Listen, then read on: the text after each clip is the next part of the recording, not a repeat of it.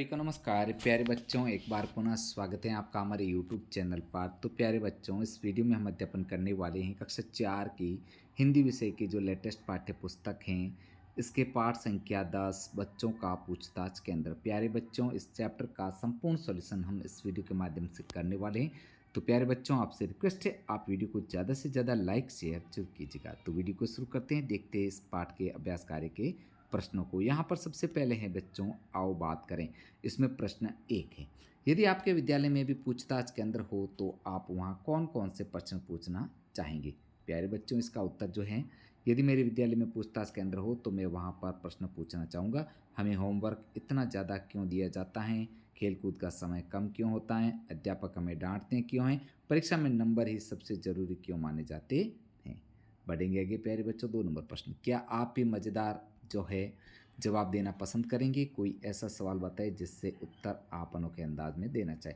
हाँ, मैं भी मज़ेदार जवाब देना पसंद करूँगा। अगर कोई बच्चा मुझे पूछे, आप हमें हर बात पर यह मत करा करो, वह मत करो क्यों कहते हो, तो मैं मुस्कुराते हुए बता दूंगा, ताकि तुम्हें रोक टोक की इतनी आदत हो जाए कि बड़े होकर जब बॉस डांटे तो तुम झटका न लगे।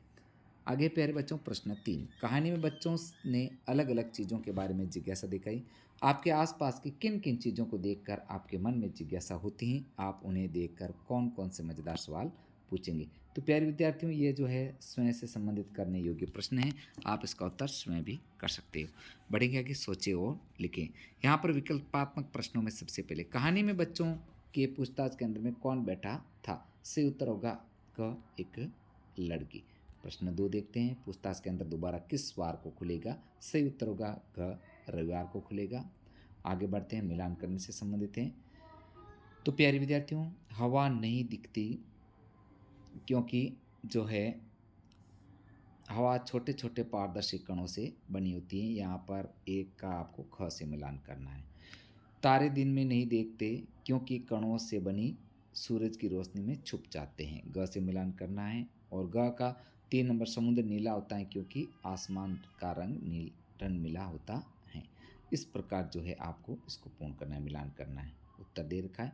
आगे प्यारे बच्चों, रिक्त स्थानों की पूर्ति करनी है। बच्चों का पूछताछ केंद्र आज ही खोला जाए। यहाँ पर पूछताछ भरना है रिक्त स्थान में, यहाँ पर भाप भरना है और यहाँ पर आपको आइसक्रीम भरना है।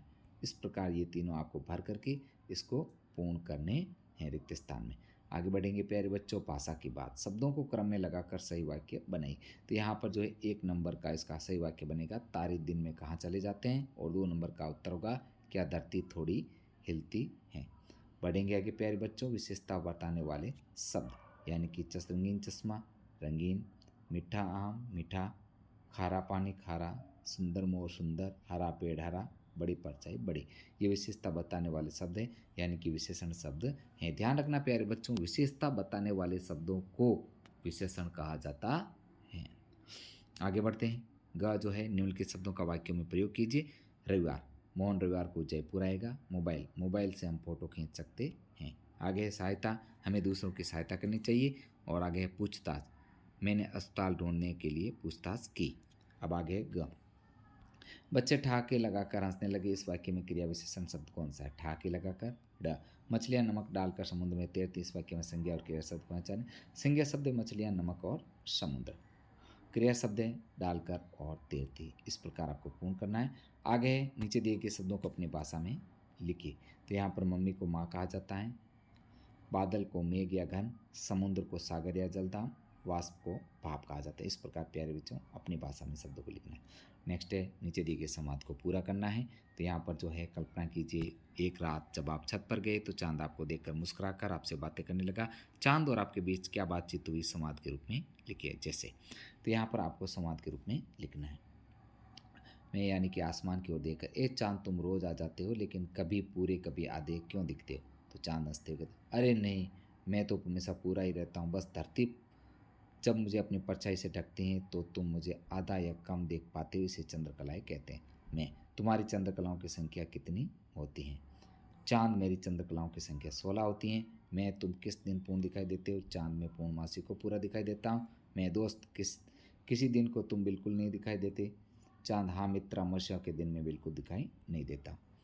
तुम छोटे से बड़े कब दिखाई देते। मैं छोटे से बड़ा शुक्ल पक्ष में होता हूँ। तुम्हारी रूप प्रकृति कब कम होती हुई दिखाई देती है? चाँद कृष्ण पक्ष में मेरी रूपा करती घटती चली जाती हैं। आगे है, मैं आंखें बंद करते हुए ठीक है चंदा मामा शुभ रात्रि, चाँद शुभ रात्रि मेरे नन्हे दोस्त। तो प्यारे विद्यार्थियों, इस प्रकार जो है आपको इनके मध्य संवाद को रूप में लिखना है।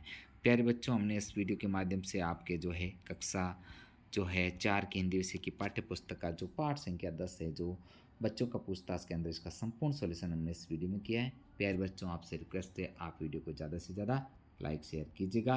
और हाँ, आपको सभी पाठों का अगर एक साथ सॉल्यूशन चाहिए तो चैनल की प्लेलिस्ट बनी हुई, वहाँ पर भी एक साथ कर सकते हैं। धन्यवाद।